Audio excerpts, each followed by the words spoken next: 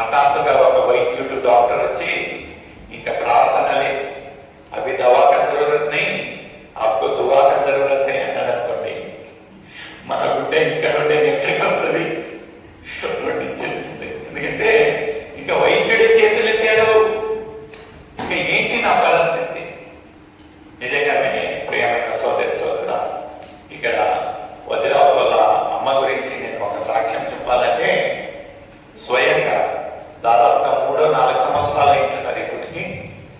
ఎంతో గంభీరమైన ఒక పరిస్థితిలో ఉన్నప్పుడు ఎవరైతే సోకాల్డ్ ద ఫేమస్ డాక్టర్, నేను పేరు చెప్పాలి తెలుసుకోలేదు, ఆయన వచ్చి ఏమన్నాడంటే, ఎక్కడో ఊపిరి ఆడుతా ఉంటున్నది, ఇంకా మీరు ఏం చేయండి, మీ యొక్క రిలేషన్ ఎవరెవరు ఉంటున్నారో వాళ్ళందరికీ ఫోన్ చేసి పిలిపియండి. చూడండి ఎలా ఉంటున్నది పరిస్థితి. ఒక డాక్టర్ ఇంకా మీ యొక్క సంబంధం ఉన్న వాళ్ళందరినీ పిలిచి ఒకసారి చూసి వెళ్ళంటే ఎలా ఉంటుంది?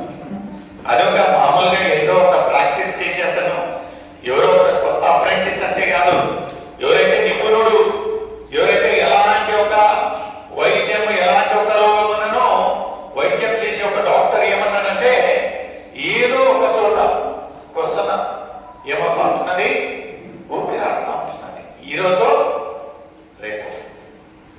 అయితే ప్రియమైన సోదరి సోదరుడా, సాక్ష్యంగా నేను చెప్తాను, ఈ రోజు వరకు, ఈ క్షణం వరకు 4 సంవత్సరాల క్రితం యావన వైద్యుడైతే టైమింగ్ ఇచ్చాడు, అవర్స్ ఇచ్చాడు, గంటలు ఇచ్చాడు, క్షణాలు ఇచ్చాడో, ఈ రోజు వరకు దేవుడు ఆమెను సజీవ లెక్కలు ఇచ్చాడు. Hallelujah, hallelujah. ఇదండి, this is the biggest doctor what we believe. డాక్టర్లు ఉన్నారు ఒక రకంగా, ఓకే. అయితే మనం విశ్వాసంగా ఏం చేయాలంటే, దేవుని పైన నమ్మకం ఉంచాలి. ఆఖరి క్షణం వరకు దేవుడు అద్భుత కార్యం చేస్తాడు అనే ఒక గొప్ప నమ్మకం మనలో ఉన్నట్లయితే, ఇది మనం చూసినట్లయితే మత్తయి రాసిన సువార్త 8వ అధ్యాయం 1వ వచనం నుంచి 10వ వచనంలో చూసినట్లయితే, దేవుడు అద్భుతంగా 4 కార్యాలు చేసినట్టు మనం చూస్తాం. బ్యాక్ టు బ్యాక్ దేవుడు చేసిన ఒక అద్భుత కార్యాలు. మొదటి ఒక అద్భుతం మనం చూస్తామండి. 8వ అధ్యాయం 1వ వచనం నుంచి 4వ వచనం. ఎవరైనా సర్వీస్ సహకరించండి.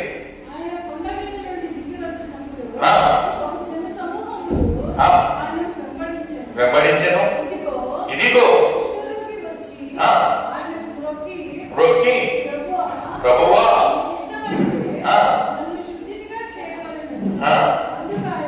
అందుకు ఆయన చెయ్యి చాపి ముట్టి. హల్లెలూయా, హల్లెలూయా. ఎంత గొప్పగా చూడండి, ఆయన అడిగే ఒక విధానం కదండి, ఎంత చక్కగా అంటే, ఈజ్ రిక్వెస్టింగ్. మనము ప్రేయర్ లో కమాండ్ చేశామనుకోండి, తనను తాను తగ్గించుకున్నవాడు, తనను మనం దేవుని యొక్క సన్నిధిలో వచ్చినప్పుడు, ఒక సృష్టికర్త దగ్గర వచ్చినప్పుడు, మన ఒక విన్నపాలు ఎలా ఉండాలంట, తగ్గింపుతో, నీ చిత్తమైనట్లయితే ప్రభు. ఎందుకంటే దేవుని చిత్తం ఏమి ఎలా ఉంటున్నారో మనకైతే తెలియదు. అయితే ఇక్కడ ఈ కృష్ణ వారికి మనం చూసినట్లయితే ఎంత చక్కగా ఆయన అడిగే మాట ఏమంటా ఉంటున్నాడంటే, ఏమంటున్నదండి, ప్రభువా నీకు ఇష్టమైతే. చూడండి, ఎవరైనా మన దగ్గరికి వచ్చి ఇలాంటి ఒక మాట అడిగారనుకోండి, మనం ఇంకా ఎక్కడ ఉంటామంటే అక్కడ ఉంటాం. ఎందుకంటే మన ఇష్టం కదా, మన ఇష్టం. సై అంటే సై కదా. అయితే యేసయ్య ఆయన అడగడము, ఈయన చెప్పడం చూడండి, సీత సింక్రోనైజేషన్ ఎంత చక్కగా ఉందో. ఈయన తగ్గించుకొని ఏమంటా ఉంటున్నాడంటే, దేవా నీ చిత్తమైనట్లయితే. ఎప్పుడు కొంత ప్రియమైన సోదరి సోదరుడా, మనం ఏమడిగినాము, ఎందుకయ్యా ఆ ఒక మత్తయి రాసిన సువార్త 7:7లో ఏమంటా ఉంటున్నది, అడుగుడి మీకు ఇవ్వబడ్డన్నాడు కదా. అందుకనే అడగడం అయితే అది దేవుని చిత్త ప్రకారంగా ఉంటున్నదా లేదా అనేది మనం గ్రహించాలి. ఇక్కడ ఆయన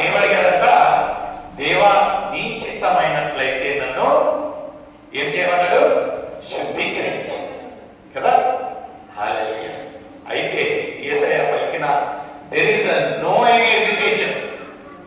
ఏ ఒక్క ఎడ్యుకేషన్ లేదండి, ఏ ఒక్క క్రాస్ లేదు, ఏ ఒక్క జంతు వాటి లేదు మధ్యలో. అయినా ఇచ్చిన ఒక ఉత్తరం ఏముంటున్నదంటే ఏముంటున్నదండి, అందుకు ఆయన చేయి చాపి ముట్టి నాకు ఇష్టమే చెప్పగా తక్షణమే. ఆ ఒక మాటలో వస్తే పలకండి ఏమంటున్నది, తక్షణమే. అంటే ఇంగ్లీష్ లో ఇమీడియట్లీ. ఇమీడియట్లీ అంటే there is no any time waste. ఆయన ముట్టాడు, అక్కడ స్వస్థత.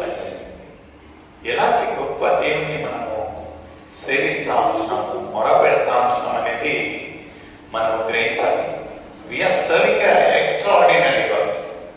సామాన్యులైతే అది వేరే విషయం.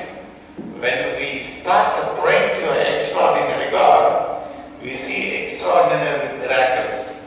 కెరిస్మాటిక్ మిరాకిల్స్ లో చూస్తాం. కనులు చూడనివి, చెవులు చూడని.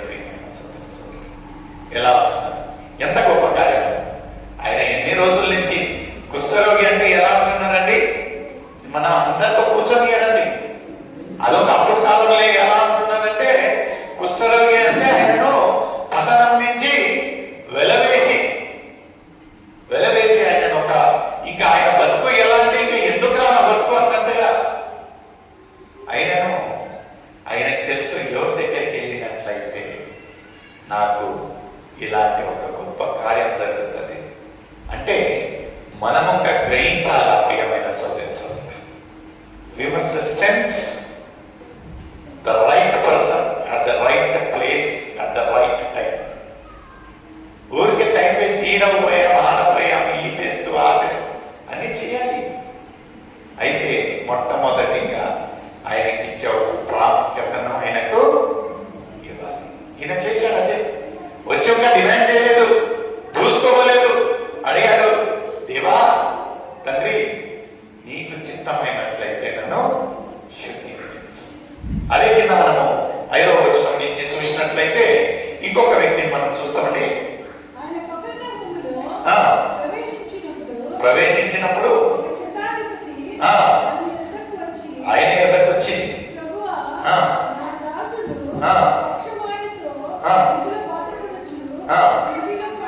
ఇక్కడ మనము కంపేర్ చేయాల్సిన విషయం ఏముంటున్నదంటే, ఒక వ్యక్తిని ఎవరైతే పట్టణంలోంచి వెలవేశామో, ఎవరికైతే ఒక ఐడెంటిటీ అనేది గుర్తింపు అనేది లేదు, ఆయన ఉన్నను ఒకటే చనిపోయినను ఒకటే, అలాంటి ఒక వ్యక్తిని ఒక దేవుడు ఏం చేశాడు, స్వస్థత చేశాడు.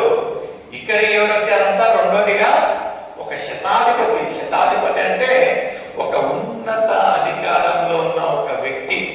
శతాధిపతి అంటే ఆయన కింద ఒక 100 మంది సైనికులకు ఆయన ఒక అధిపతిగా ఉండే ఒక వ్యక్తి ఎవరి దగ్గరికి వచ్చాడండి. చూడండి ఎంత తగ్గింపు. మనం అనుకోవచ్చు ఒక 4 ప్లాట్లు తీసుకున్నాం అంటే మనకంటే గొప్ప వాళ్ళు లేరు. ఒక జేఈ ఒక సిడబ్ల్యూఎం అయినామంటే మన అంతోళ్ళు లేమనుకుంటున్నాం. అయితే ఒక శతాధిపతి ఆయన గురించి కాదండి, ఎవరి గురించి వచ్చాడతాను, ఆయన దాసుని గురించి. ఎవరండి, మన పిల్లల గురించి మనం పోయి ప్రేర్ చేయాలంటే మన రోమం. అయితే ఈయన ఒక మనస్తత్వం మనం చూసినట్లయితే, ఒక శతాధిపతి ఆయన ఒక అధికారంలో పక్కన పెట్టేసి, ఆయన ఒక ఊళ్ళను పక్కన పెట్టేసి, ఆయన ఒక దాసుని కొరకై ఆ ఒక తగ్గించుకొని ముందు అతను వచ్చి ఏమన్నాడంటే, తండ్రి నీ యొక్క చిత్తమైనట్లయితే తగ్గింపు. ఈయన ఒక శతాధిపతి ఈయన దగ్గరికి వచ్చి ఏమంటా ఉంటున్నాడంటే, నైనా నువ్వు రావాల్సిన పని లేదు, మీరు ముందు చదివినట్లయితే మీ యొక్క మీరు మాట సెలవేస్తే చాలు. హల్లెలూయా. ఎంత గొప్ప విశ్వాసం, ఎంత గొప్ప విశ్వాసం. నీ మాట చాలయ్యా, నీ చూపు చాలయ్యా, నీ తోడు చాలయ్యా, నీడ